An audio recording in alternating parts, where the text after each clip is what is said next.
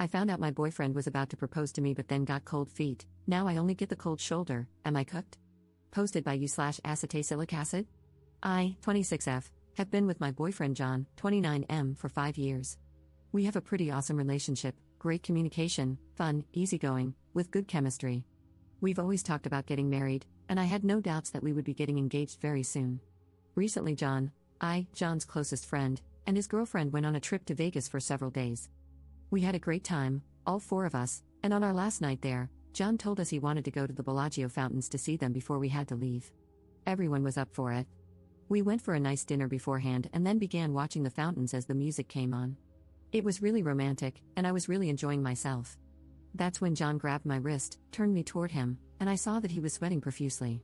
His face was bright red, and he looked like he was about to pass out from trembling so hard. The whole time, it seemed like he was about to say something, but he never did. He just informed all of us that he wasn't feeling well and wanted to go back to the hotel. Our friends looked really puzzled and whispered to each other all the way back to the hotel. I kept asking John if he was okay, and he just said he probably had too much to drink. We've been back for a couple of weeks, and he's been acting really distant and cold. I honestly knew something weird was up that night in Vegas, so I called John's friend's girlfriend, who I'm fairly close to, and asked if she knew what was going on with John, since he had been at their place a lot this past week instead of coming home. Eventually, she spilled the beans and told me he had planned to propose to me that night at the fountains but then didn't. That's why the 2 of them had been acting so confused. I kept pressing her, and she also told me that John had confided in his friend that it didn't feel right. She made me promise not to tell John that I knew because she didn't want anyone to be upset with her. I feel sick to my stomach. We live together, but he's been spending all his time at his friend's house or at his parents' place since we got back. He barely calls or responds to my texts anymore. I don't know what happened that night, but I feel like he's about to end things. I want to talk to him, but I don't know how to approach the issue. Do I just say, "Hey, I heard you were going to pop the question the other night but changed your mind, what gives?" Was he just really nervous? Ugh, I'm freaking out. Edit. He'll be home shortly. I told him over the phone that I needed to talk to him, and his words were, "I need to talk to you too. I'll update when I can, thanks for all the advice." Update 1 day later. Hello everyone, I apologize for not updating sooner, but a lot has happened. I want to say thank you to everyone who posted comments and tried to reassure me. So, John came home last night around 11:30 while I was watching TV in our bedroom. He came in and looked like complete crap, his eyes were tired and baggy, and he smelled like booze. He apologized for the way he had been acting recently and told me he knew that I was aware of the almost proposal because he had talked to his friend Mike, who told him that his girlfriend Tara had shared everything with me. He explained that he had the whole proposal planned out. He was going to pop the question while Tara and Mike took pictures, and then we would return to a romantic, more expensive room in our hotel, which Mike and Tara ended up staying in that night to keep me from realizing John had planned to propose. They switched key cards while I was walking back. He then told me what I was afraid of, it just didn't feel right. I was looking at you, and it just wasn't what I wanted. Ouch. He explained that he had been nervous ever since he bought the ring, but thought those feelings would go away once he actually proposed. In the moment, though, he realized it wasn't what he wanted and felt it would be better not to ask me to marry him because he knew it wasn't what he wanted in the long run. At that point, I was in hysterics, knowing this was the end of our relationship. I tried to stay calm and rational, but there was a moment where I was crying so hard that I literally got down on my knees, put my head in his lap while he sat on the couch, and just kept incoherently saying please between sobs. Not my proudest moment. But in that moment, this man was my best friend, the person I envisioned as the future father of my children. I never, ever thought our relationship would come to this. He ended things with me last night because it didn't feel right, and that's all he could say, over and over, it just doesn't feel right anymore. I can't see myself with you.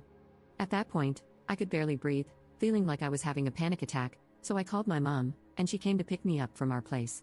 My poor mom just looked so helpless while I sat in the car, crying so hard that I eventually got a nosebleed. I wish I could say this was the end of the story, but more has happened since last night. This morning, I was on Facebook, looking through old pictures of John and me, sobbing uncontrollably and sending him text after text with reasons why we should be together. At some point, I stumbled onto Mike's page through a tagged photo. He had updated his status a few hours earlier to something like, "California was amazing, wish work would send me for more than 5 days." My stomach dropped, because John had been telling me he was spending time with Mike on the days he was practically ignoring me. But Mike had been in California for several days, and we're in Canada, so definitely not close by. I freaked out. I called Mike from my house phone, and when he answered, I said, "Hey, it's up." All he could say after a few seconds of silence was, "Fudge." Basically, Mike has been covering for John while John has been spending time with the girl he's apparently been sleeping with for the past 6 months. I know this girl, John works with her, and she's always been really sweet to me whenever I've seen her at John's work-related events. Mike told me that John confessed he was falling in love with her, and this was after the incident in Vegas. John has been spending almost all of the past 2 weeks with her. Mike admitted that John had made him promise not to tell anyone, not even Tara, but he felt guilty and was glad I called him. He apologized and said that if I needed to tell John that he was the one who told me, I could. That's all I know for now. I haven't contacted John yet, and I'm not sure if Mike has told him that I know. I honestly have no idea what I'm going to do. I've been throwing up all day. I took one of my mom's Ativans, which has helped calm me down a bit, but whenever I think about it, practically all that's on my mind, I feel disgusted, humiliated, and devastated. It really feels like my heart is breaking in two, and I have no control. I still need to get my stuff from our place. I need to find a new place to live. And then there's the dog. Who gets the dog? I love my dog. Everything feels so surreal. Edit.